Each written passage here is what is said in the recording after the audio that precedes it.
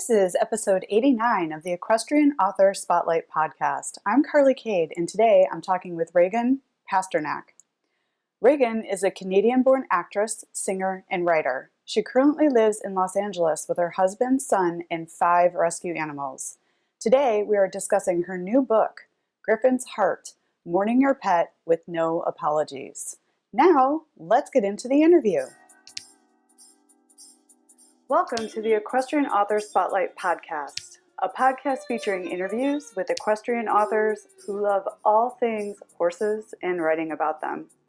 In each episode, you'll hear inspirational stories from horsebook authors, including writing advice and marketing tips to help you write your very own horsebook. If you're an author, aspire to be an author, or simply love horsebooks, then you are in the right place. I'm your host, Carly Cade, and creative writing makes my spurs jingle. Hi, everyone. Welcome to the Equestrian Author Spotlight podcast. I'm Carly Cade. I'm so excited to welcome Reagan Pasternak to the show today. Hi, Reagan. Welcome. Thank you for having me. Of course. And you are a pretty famous lady, and I'm really excited to have you on the show today. And you've written a book. But before we get into all this, how I kind of like to kick the podcast off is to ask how horses have touched your life, Reagan. Oh, I mean, all animals have touched my life, but my sister was a regular rider growing up, and I was an actress and doing music all the time, so I didn't have as much time. But I almost just loved just being there while she rode, and I just think there's a beautiful, majestic gentleness. They're kind of like no other animal. So you were around them, and they were part of your life, but all animals are sort of your focus here. And we're going to talk about your new book in a second. But I wanted to introduce you to my audience because you are a Canadian-born film and television actress and singer. Tell us about your career in entertainment. It sounds like you've been passionate about this ever since you were a wee thing. Tell us a little bit about your career. Always. It's one of those, I think it saved me kind of stories that it was the one thing I was good at was the arts. So my parents, I was very lucky they nurtured that. I was, in schools for the arts all growing up, and then went to college for it. And then right out of college, I started a Disney series called In a Heartbeat. That was my first lead on a show. We did, a couple seasons of that. And then I just kept going from there. I just, I went to school for musical theater. So I did some of that. And I did a show called Being Erica that's on Netflix and HBO. And I did Sharp Objects on HBO. And I do a reoccurring on a show called Miss Pat, that it's a very hilarious character that I play. So yeah, I've been very lucky. Oh, that's exciting. And it sounds like you had parents that were very supportive. That always helps in any creative endeavor to have the support of your family and your friends. Yeah.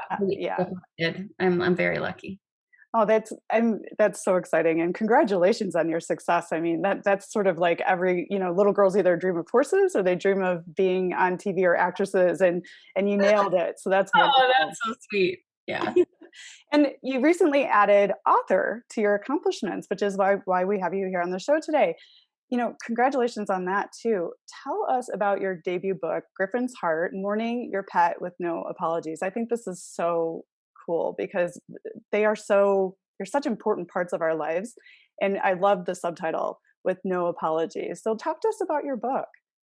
Well, so yeah, besides being an actress and all that, I am a huge animal lover, huge animal advocate. I'm involved in rescue and all of that. And over 10 years ago now, I call him my soulmate animal, Griffin, and he passed away. And I could not believe how shattered I was by the loss and kind of couldn't get over it. And so through that, long story short, I started really figuring out what it meant to lose an animal and how that's trivialized often by society and people who don't quite get how much we connect and love our animals. And I just slowly started writing, and some parts of it started coming out as a memoir, and then I wouldn't know where I was going with it. But during that time, the whole time I was really, really immersed in the idea of what it meant to lose an animal and love an animal and what they bring to us and why it hurts so much. So yeah, I would write that down, and then as time would go by, I started figuring out that I wanted it to be much more than a book, which is how it evolved into, it's very interactive. And I'm a bit of an introvert. I do love one-on-one conversations. So I kind of tried to make the book very as if I was just sitting with the reader, the person who was in grief, the person who I needed when I was going through that pain, just talking and sharing stories. And so I'll, talk about, I call them beings in the book, because it kind of encompasses all the animals. And I explain more in the book of why I call them that. But it's a way to kind of untangle those emotions and remember the reason why we're sad in the first place. And it's because they were amazing and what they brought to our lives. And yeah, and then I also started realizing that not only did I want it to be interactive, but I also ultimately wanted it to be a keepsake. So I have it right here beside me always. Comes in a slipcase, and it's very full right now because we just lost one of our dogs. So I'm actually using my own book to get through that because it was quite painful. So his photos and cards and all these things are inside the book as well. So not only are you reading and interactively, sharing your stories, but there's places for photos. And in the back, there's a little pocket. I put a postcard to each of the readers as well. But on top of it, there's places for sympathy cards and any fur, anything that you feel like you just aren't ready to get rid of. So yeah, it started just coming together in this very, I don't know, meant to be kind of way. And now I'm so excited about not just being a memoir, but also being a keepsake and all the other stuff. So. Oh, that's so lovely. I mean, I was really inspired when I read the press release about your book, and the fact that it does become a keepsake, and that you are honoring. And I love that you call them beings, because they are beings. We're all beings. We're all in this like crazy world together. And I love that it's like a keepsake. And I think also, as an animal lover, I have lost animal. I'm sorry for the loss of your dogs, and it is your whole world kind of revolves around them. And then when they're not there anymore, you look for them. Your routine has changed. I can't even fathom what it will be like when I lose my horse, who I've had for 15 years. And I think that this is such a lovely contribution to animal lovers that you've put together.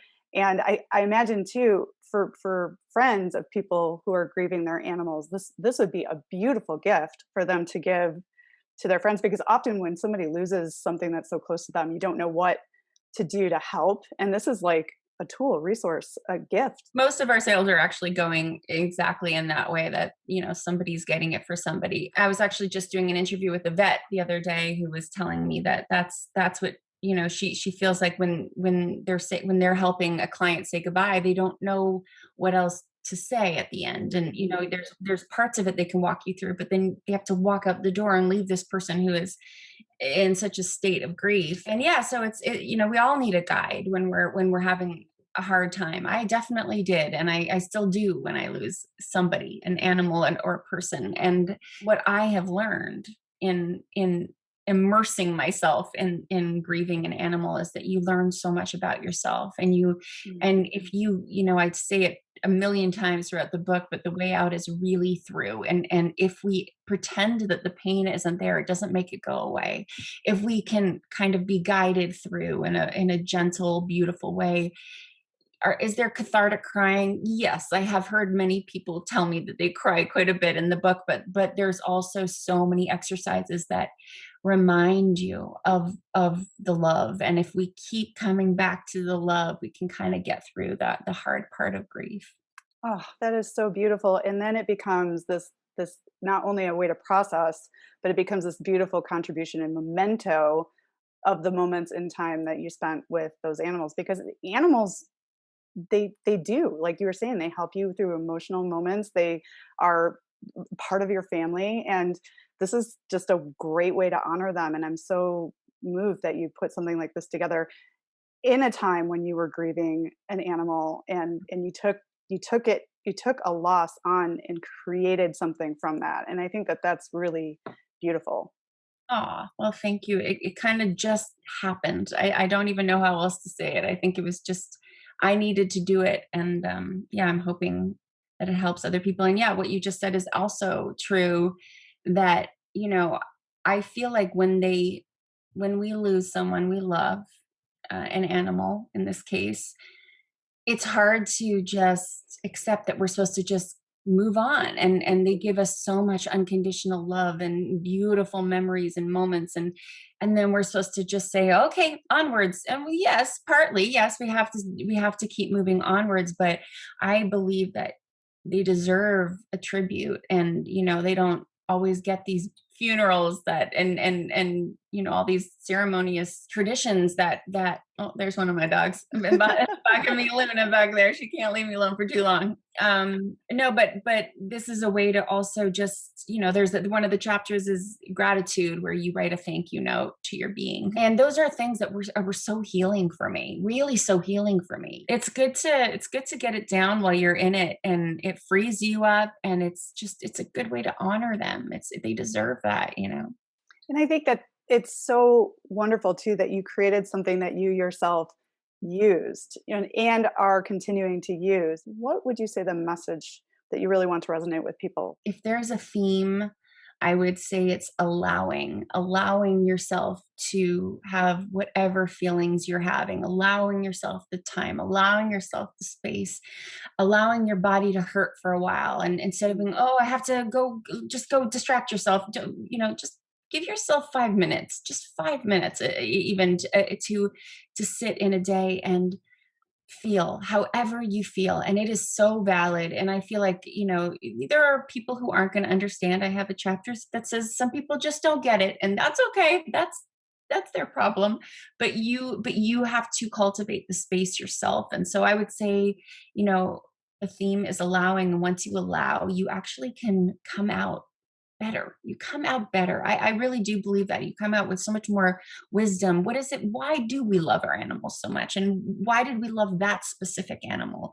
What does it say about them? What does it say about us? And what we can learn from it. It's such a gift they give us. It's such a gift beyond, the life that they gave us, is just to explore what it all meant and why. What times in our lives did they come into our lives, and maybe did that add to it? Did there are these, because they're without language, there's these silent witnesses to so many things that happen in our lives, so many ups and downs, and they just give so much. And it's a gift to allow yourself to remember all of that. And it seems hard, but it's actually not.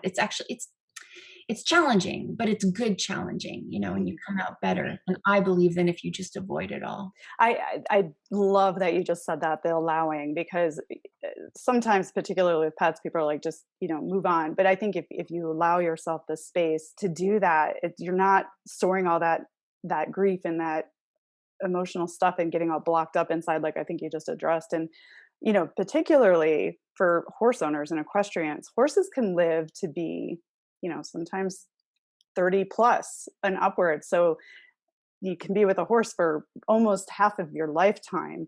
So, and I definitely think that what you're speaking to here absolutely applies to people who have lost horses too, cats, Oh, dogs, horses. absolutely. It's 100% for horses too. Actually, one of the first people who reviewed it is a complete horse advocate, and she has a healing ranch for horses, and had lost horses, and that's exactly why the book resonated with her. It's for any animal that you connect to, any animal that people connect to. And of course, I mean, my God, the people who love their horses, that is a connection. Actually, there's tons of research behind the horse human connection. That's they stimulate the vagus nerve. I can never say it properly, but it's there's something that horses can do to heal that most animals actually can't. So that's a real connection that happens there. Yeah.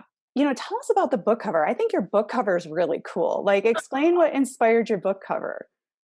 Well, what inspired my book cover was when Griffin died, and I was genuinely shattered. My heart was just in pieces, and I felt like there was sharp glass in my heart. My sweet now husband, who was then my boyfriend, painted me a beautiful painting that was it was essentially this with the heavy boots. There's a little green frog that was his favorite toy, and his blanket that he ended up dying in, that I loved so much. Excuse me. And then he gave a paw giving me a kind of an abstract paw, but giving me a heart with a Band-Aid on it. Yeah, he's a good guy. So he painted that painting for me at Christmas, actually. And it's a giant painting. It's in our dining room. And always while I was writing the book, I knew that was going to be the cover. And he kept going, it's not going to be the cover. No, Ray, no, no, no. And I'm like, no, that's the one thing that's going to absolutely happen, because it was part of my healing, that his observing me and knowing that I needed somebody to acknowledge it and acknowledge the pain. So yeah, so it is. So it's a little different in real life, but it's the heart with the Band-Aid, which is throughout the book. There's small, little symbols, just tiny, just little symbols that are there, and one of them is the heart with the Band-Aid, because it's an interesting concept, because sometimes you feel like you want to put a Band-Aid over your heart and not have to deal with what's really going on, but also we need somebody to put a Band-Aid on our heart as well. So hopefully you're going to put your own Band-Aid on your heart if you kind of explore the grief yourself. Oh, it's beautiful. And I knew something, I really had a feeling that there was something special behind the cover, because Aww. I just love that you shared that story. And what a wonderful boyfriend, now husband, that he created art. And it sounds, incredibly empathetic. Like he like really got your loss and created something lovely out of that too, which then went on to inspire the cover of your book. It couldn't be more special than that. Isn't it interesting? So long ago he did that, and then it became a book, and it's really so neat how things happen, right? Yeah, I think, the muse, or that creative thread that runs through, all of us, writers, authors, actresses, actors, that it's almost like the muse kind of pulls you forward, like these little sparks. I'm a believer in that for sure. So much. I love that, the unexplainable things like that. But yeah, something, what came first, I don't know, but the way it all comes together is has such synchronicity, and I just love it. It's so magical. And then as you were working towards publication with this, how did you choose to publish? Did you end up pitching like an agent and then going the traditional route and like work with a publisher to design this amazing contribution to people who have lost their animals? Like how did your publishing journey look? Yeah, so it was different for me than I know most people, and there's a bunch of reasons for that. First of all, so I have a very dear friend who's big in the publishing world, who really did want to, was offering his guidance and enthusiasm and ideas of where he wanted it to go. But my husband runs a marketing company. That's his thing. And so he does startups, he does big companies. So for him, once we started realizing what would happen if I went to one of the big publishers, how little control we would have over it, and we wanted to give parts to charity, and we knew what we wanted for the design, we decided to open our own company. And so we started doing it on our own. And I really was in a very different boat because of his marketing skills. And he's he knows algorithms and all those, that stuff. So I also have an incredible publicist, and I had an incredible editor. So yeah, so it all came together in that way. And I just didn't want anyone else to have their hands in it at this point.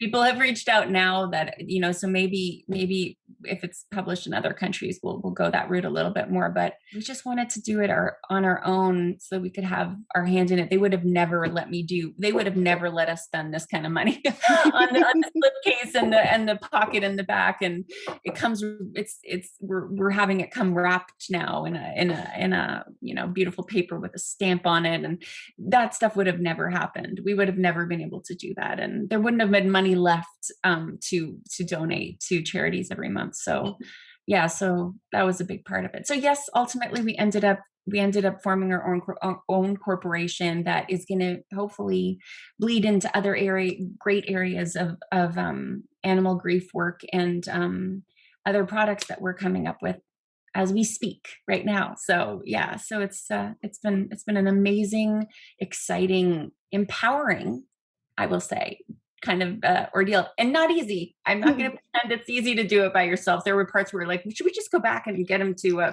do? But no, it's been worth it in the end. Oh, and you created a beautiful product. And it's amazing that that you have someone in your corner with that kind of experience, the graphic design, the layout, I and know. I love that you said you wanted to retain creative control because this is so special to you, and so Yeah. it's like a piece of you, because I know you have a lot of rescue animals, and you mentioned Yes. you work with charities and you wanted to give back, and that is the journey of an independent author. When you're creating Yeah. your own work, it's like, how do we figure this out, or what, I didn't expect that, and it is very Yeah. empowering.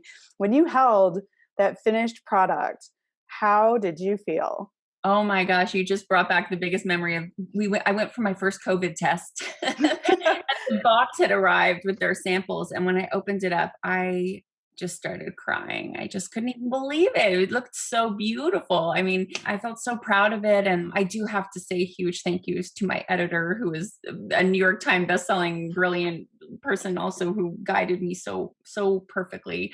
I've been so lucky, and my husband's company has incredibly brilliant, talented artists that work with him, and they do big companies stuff. So I had a lot of amazing input, that I just got lucky with that. Otherwise, we would have had to go a different route. But you're right. This was my heart and soul, and I did not want to sell out on any single word. Every single word in that has been so thought out, and so I just didn't want to cut anything out. I didn't want anyone else telling me, because it was such a personal, it was such a personal endeavor for me. So Yeah, and good on you for knowing that and doing that and retaining control and delivering exactly what you wanted, because it's a tribute to Griffin, it's a tribute to you and how you are connected to animals. Like, good for you.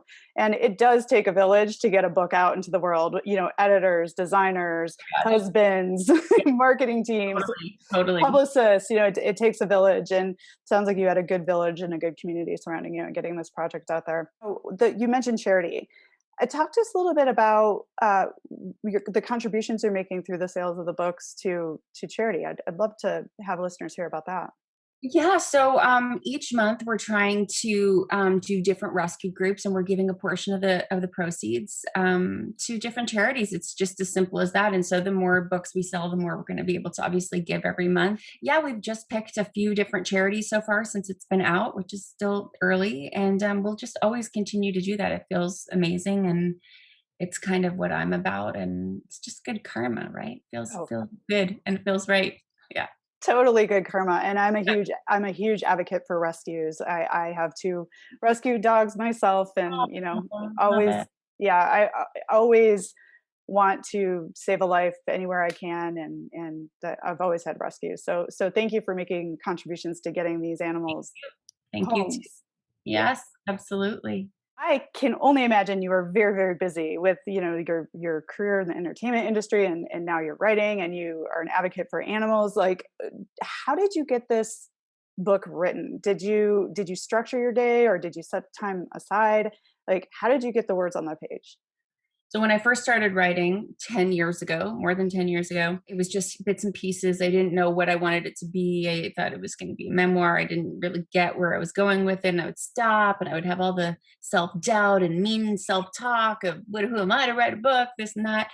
And then gradually, 2 years before I completely finished it, my husband just came over to me. He was like, "You got to finish the book. This is ridiculous. You need to finish it." And I really think it was meant to be in that way, in that sense as well, because I'd been reading so much, and I'd been just learning so many things that I was attributing to grief, like mind body connection, and right and left hemispheres of the brain, and all these these amazing ideas that I was reading just completely inadvertently about, and ended up starting to think about, how does that relate to grief? How does this relate to grief? How could I create an exercise for people to, or for myself? There's a chapter on creativity, and there's a section where you draw an upside down drawing of your pet, and it's this cool exercise that you basically access this side of your brain and it kind of gets you into the less analytical side, and it's just good for healing, and it's quirky and fun, and it's light. Those were exercises that I started just writing these things down over those years. Then when my husband said, you got to write this book, I literally Googled, how do I finish a book? Return. And I saw a bunch of things, but there was this one writer who'd written down 5 points, and he just gave very basic, straightforward points of, set a minimum time every day. If you get stuck in an idea, circle back to it. Don't stay on, dead idea, which was something that kept hindering me for all those years before, because I would be like, oh, I don't know, I can't find the research I need to finish this.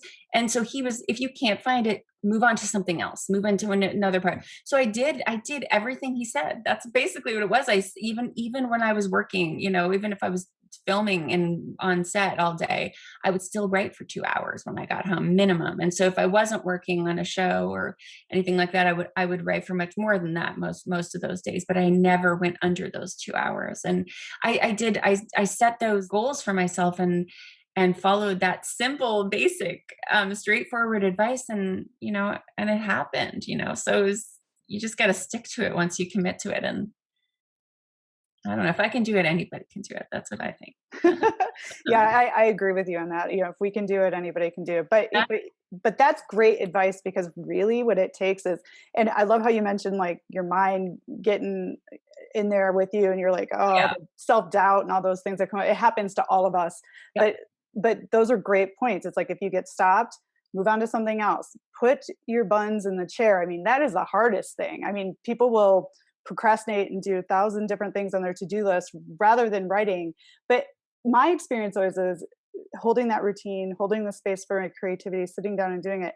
I always feel better when I finish. I have a little bit of anxiety at the beginning, For sure. but I always feel relieved at the end. Did that happen for you too? Once you Absolutely. And I'm sure you'll know what I'm talking about. And that there's this flow state that sometimes happens where it just starts pouring out of you. There were chapters where my editor was like, there's a chapter about afterlife. And I'm not a religious person. I didn't grow up with religion, but I'm always, amazed and fascinated I'm very open-minded to everything. So I didn't know how to approach that. My editor was like, you cannot leave this. This is too short. And this is much too, big a chapter to just write so I was like, oh, I was so terrified.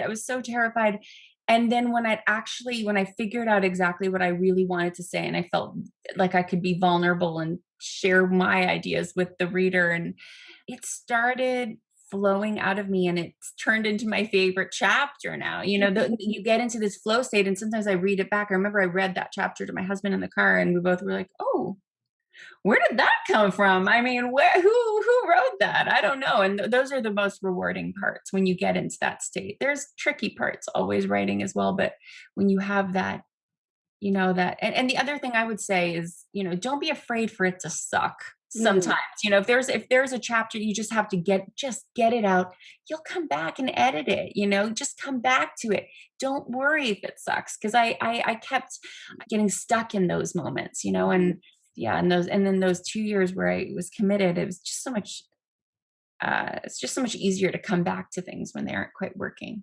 Yeah. Oh, that's excellent advice. And the flow state is my favorite. I've had those moments where I'm like, whoa, just like you said, who wrote that? Where did that come from? Those are the best, absolute Yes. best feeling. Yes. Yeah. And that's the rewarding part. That is the rewarding part of being creative, is just when it feels like magic. Like you're not even there. Yes. Like, where's this coming from? I You love got that. it. Exactly.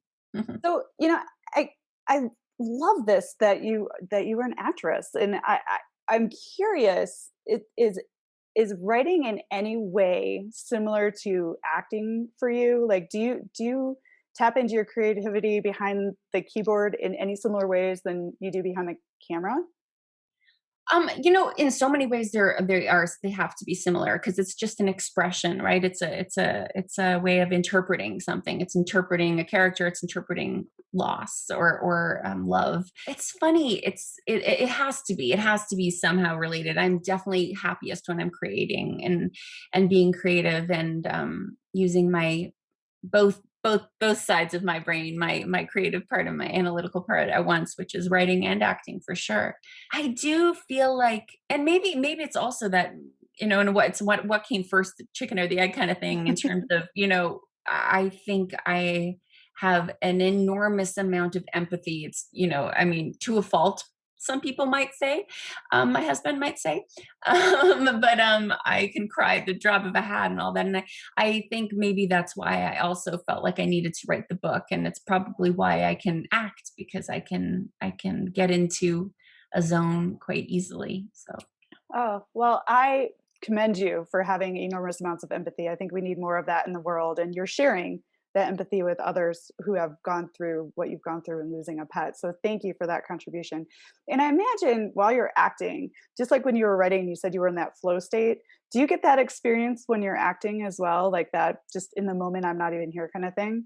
100%. So much of the time I will finish, a scene that goes well, and I have no idea what just happened. It's almost like I'm in another, world, but you feel that buzz in your body that just feels so good. Yeah, that is so cool. I just had to ask that question. I just Of that course. thank you for sharing that with us. I can only imagine how cool that feeling is.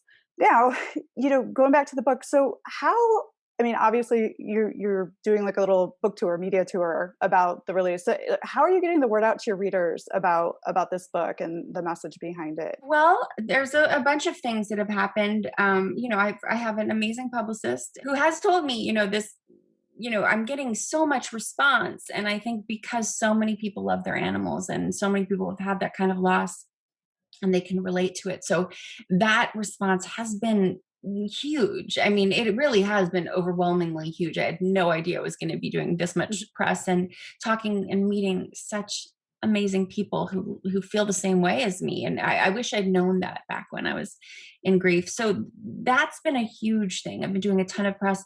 And then, again, feel so spoiled saying this, but because my husband's company, I have him doing, some of the promotion, but it's all still, starting. It's all still just picking up speed. The beauty in it all is that I'm just realizing how much I genuinely believe in all of this, and believe in supporting people through animal grief. And it's been more evident to me the more people are responding and sending me letters and messages. Oh my gosh, it's just blowing my mind. And I'm getting the most beautiful photos and tributes from people. And I swear to you, I also on Sundays, my husband will be making coffee and I'll read him some of the ones that I'm getting, and we'll both be just bawling and just feeling so grateful to connect to people in those ways. So it's just all starting. It's all very new. And I really feel like this is one of the most amazing, rewarding experiences of my life. Truly, just realizing how many people were in the same boat as me, and that me can help somebody. I can't believe it. And it's so rewarding.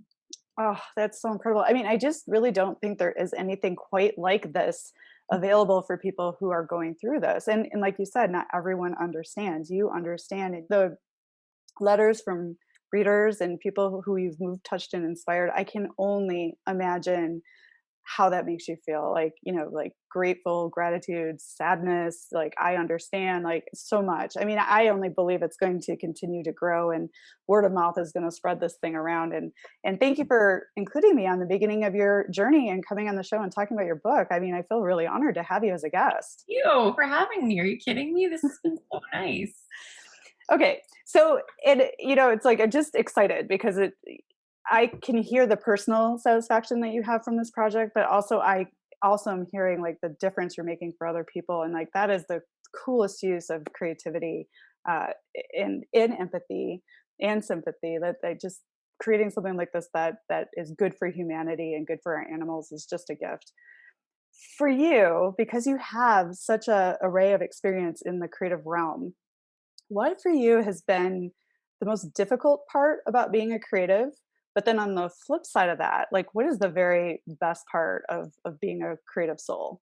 Well, I think that you're open. You're very open And so that can have negatives and positives, can't it? Because then you're very open to get hurt as well. So, and especially as an actress, and I mean, there's going to be people who don't like the book, and I'm going to have to really, come to terms with all that. So that's the hard part. Because if you're open, you're also of course, we're going to have rejections. Of course, we're going to have ups and downs. And as an actress, man, you have a lot of rejections. The things that come through feel really good, but there's a bunch that don't come through that don't feel so good. So that's definitely got to be, the thing that makes you good at what you do is also the thing that makes you vulnerable to get hurt, right? Mm-hmm.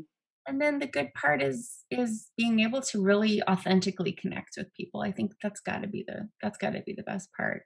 I don't like I don't like crowds. I don't like having small talk with people. I like actually connecting with people, and I've been able to do that, and it's just I'm so lucky. How did that happen? It's awesome.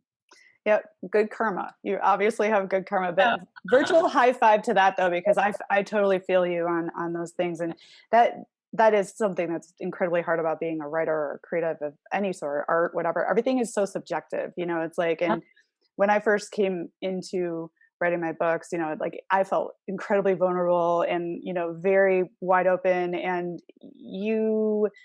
another author told me, not everyone's you cannot create something that everyone's going to like, because people have different likes and different opinions and different things that they like to read. So she said to just let it slide off and keep going. If you're being called to create, just keep going. And there will be the people who show up that love your work. It sounds like you've had a lot of those situations. And in your industry, boy, oh boy, I can only imagine how challenging it can be to remain open through rejection. Do you have any advice for other creatives on like how you manage that? I've been doing it my whole life and I'm still terrible at it. I'm still terrible. When I fall in love with a part, or there was somebody on Amazon gave me, gave me 1 star because they said that there's too many spaces to write. And I'm like, wait, no, it's all planned out. They're all, wait. And they said, but I didn't really read the book or something like that. And I was so hurt. I mean, it still stayed at 5 stars from the other reviews, thank goodness. But I was like, you didn't finish the book and you're just giving me 1 star for something that's not accurate. Tell me if you don't like the book, that's fine. But and I couldn't let it go. And so I'm not the best person to ask. I just, try to focus on the good, I guess. And I mean, for acting, I should be used to the rejection, but when I fall in love with a part or I come close on something and then you find out you didn't get it, it takes a while. Just kind of allow yourself the grief, I guess. Maybe just like in the book, you gotta give yourself the space to grieve a loss of any kind, right? Yeah. And you're clearly a resilient soul because you're still marching forward and you're doing it and you're having a lot of success. It's like, a couple podcasts I've had with other people, they're always like, no matter what you're doing, when you're up to big things, you're going to run into a lot of no's, but there's always a yes. You just got to keep going until you find your yes. And I feel for you with the Amazon thing. Like, your book has tremendous reviews and it's, and you're very clear of what this book is about. Like, obviously that reviewer probably didn't even read like what the book is. I wonder if they had some agenda because if they had said, you never know what's going on, but something was weird about that one. They didn't read the book and what they said is just not true. Like the thing that they said isn't subjective. If they had said I think the writing sucks, that's subjective. Yeah. But what they said, I was like, huh. But it's still, I stewed over it. I was like, well, there's refunds. Just get a refund. Why do you have to, but anyway, but yeah, and my husband was the one who pointed out, did you read the rest of the reviews? What do the rest of the reviews say? And so I made myself sit and just read a few of those other reviews, and I got back to just feeling good. But but that's also about finding validation outside of yourself, which is, it's a trap, isn't it? Because totally. Yeah, it is. Yeah, and it's hilarious how we can grind so hard on that one, right? When there's a million beautiful people that are loving our work and sharing the good reviews. Isn't that crazy? I know. It's so easy to do, and you are not alone. We've all been there, and it is one of the more challenging things about being a creative. But I love that you're continuing to go. We keep going, we keep creating, and and it's for us, really. It's like an expression of who we are. And in no way, shape, or form, I think, should we ever stop creating and inviting people into that openness and what we have to say. Yeah. If our soul's being called forward to do it, so good on you. Thanks. You too. Thank you. And I want to ask this too. Is there any advice that you would give yourself before you publish this book? Is there any one thing that you wish that you had known when you got into this? In terms of releasing the book? Yeah. Or publishing or anything, was there anything unexpected that came up while doing the book? I mean, there's parts that are really hard, and you have to, it's doing it yourself, or I mean, I have a lot of help, but Mhm. there are mazes you got to figure out. Marketing mazes. There are 5 million different little things that we had to navigate, that that were learning curves for us, for sure. So, I mean, there's so too many to actually say, but you learn it and you just go on, you fix it. Everything is doable. Everything is doable. So, Absolutely. And yeah. everything is fixable too. I mean, there is, with creating a book, especially for the first time, there is a massive learning curve, and you just Oh, kind of have yeah. to jump in the swamp, figure it out. And then I like to say baby steps, right? You just take it Yeah. one piece at a time and write the book first. You don't have to worry about any of the other stuff until you've actually gotten the book done, So Don't let that block you. Absolutely. yeah, For so sure. I hear you. There's just, but it's doable. I love that you said it's doable. You just have to, take baby steps and figure it out, and then you get it and you create a really wonderful product, and then you share it with others, and then it's out in Um, the world. Marie Folio, a speaker writer. She has a book called "Everything Is Figure Outable." It's something her mom used to say, and I love it. I actually say that to myself often. I say everything is figure outable when I start feeling like, oh, this is just too uphill. Nope, we'll figure it out. So, I love that. That's great advice. I love I'm it. going to use that one now. Everything is figure outable. Outable. Yeah, It's a great book. Actually, you should read it. It's great. She's I she's amazing. I will totally read it. I love recommendations, and Yeah, that sounds like a good one.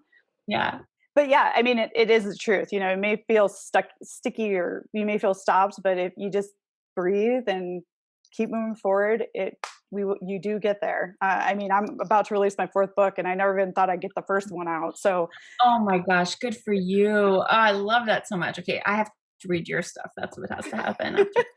Get organized and start reading that. That would be great. oh, I would love that. I'd love to have you as a reader. So, you mentioned that you started a publishing company around this book, and there's other little projects in the works. I don't know if you can pull the veil back any, but what are you curious about? What's next? I mean, you've done this, you have this wonderful acting career. Like, what are you interested in? What are you going to do next? The acting stuff is always kind of like, if it's, the next part just finds me when it finds me. And so, that's always just whatever happens next happens next. And I love that. And I have to say, nothing has kind of been more fulfilling than this book. I've just really started realizing how much I believe in changing the culture of grief and talking to people about it. And it's so from my heart that it takes no effort. I'm actually quite terrible in my interviews for acting somehow, but these ones flow out of me, and it's for a reason. It's because I believe in it so much. And so the idea of exploring that, I've had, people saying, they want to possibly adapt this version into a children's version, because this is not for children, and so that's one of the ideas. And then there's a few other things that we just you know just there's things that people want. They want to reach out to people when they're in grief, and we're learning that. So we're trying to just kind of put some more products that will help our cause and help other people get through what they're going through. Oh, So I love that. And a children's version, that would be yeah. incredible, because I mean, losing a pet when you're a young person is like a Yeah. whole another experience of, and it, Yes. and it affects you as you grow up. So Yeah. oh, what a beautiful contribution. I can see so much too. I can see a podcast, I can see speaking engagements, I can see facilitated grief circles. And I love that you want to change the context around Sure. grief. I mean, that Yeah. is incredible. Yeah. And, Reagan, I have enjoyed having you on the show so much. I love what you're up to. I am honored to be able to interview you about this book and spread the message to my community and let them know that this amazing resource is out there for them. Would you let listeners know where they can find out more about you and your book? Yes. So I'm just me. If you want to know more about me, I'm Reagan J. Pasternak at Reagan J. Pasternak on Instagram. I have griffinsheart.com is our page where you can learn more about the book, and you can purchase it from there as well. And we're on Amazon right now. We're also at a couple more stores, but that stuff is going to be posted soon on the site. Fantastic. And I will be sure to link to all the places where you can find Reagan's book and get in touch with Reagan and follow her adventures. And, this is just the beginning. I can't wait to see where this goes. And congratulations on your success. I'm so happy for you. So happy to have you be on your show with you. It's been so fun. And thank you for the gift of your time. Of course. Thanks for joining us this week on the Equestrian Author Spotlight podcast. I hope you enjoy these Q&A sessions with wonderful equine authors who love all things horses and riding, just like me. Visit my website, carlycadecreative.com, where you can read the show notes, and make sure you never miss a show by clicking the subscribe button now. This podcast is made possible by listeners like you. Thank you so much for your support. Want a free guide to secrets of horsebook authors? Gallop over to carlycadecreative.com/wisdom to have author advice delivered instantly to your inbox. If you are an author who writes about horses and would like to be spotlighted, please let me know. Visit my contact page at carlycadecreative.com to fill out a request. I'd be happy to have you on the show too. Thank you for tuning in to the Equestrian Author Spotlight podcast. See you next time. I'm your host, Carly Cade. Creative writing makes my spurs jingle.